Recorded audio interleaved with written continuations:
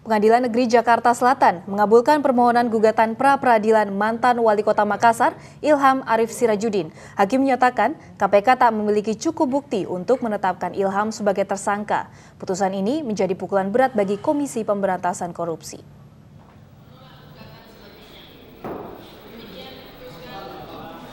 Di luar dugaan KPK, pada Selasa siang Majelis Hakim Pengadilan Negeri Jakarta Selatan memutuskan penetapan tersangka masuk dalam ranah pra-peradilan, sekaligus menetapkan status tersangka yang disandang mantan Wali Kota Makassar, Ilham Arif Sirajudin, dicabut alias tidak sah.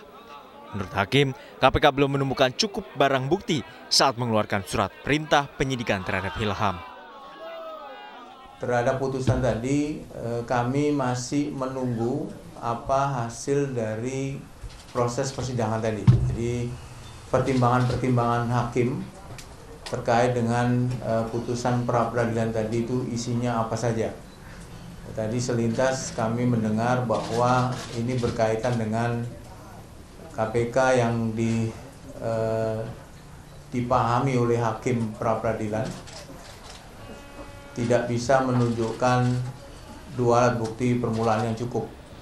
Sejak 7 Mei 2014, KPK menetapkan Ilham Arif Sirajudin menjadi tersangka dugaan kasus korupsi proyek kerjasama rehabilitasi kelola dan transfer untuk instalasi perusahaan daerah air minum Makassar tahun anggaran 2006-2012. Kasus ini menyebabkan kerugian negara sebesar 81,1 miliar rupiah.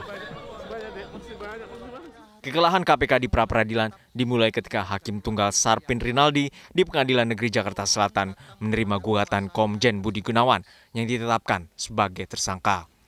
Putusan pada 16 Februari 2015 seolah menjadi angin segar bagi para tersangka KPK.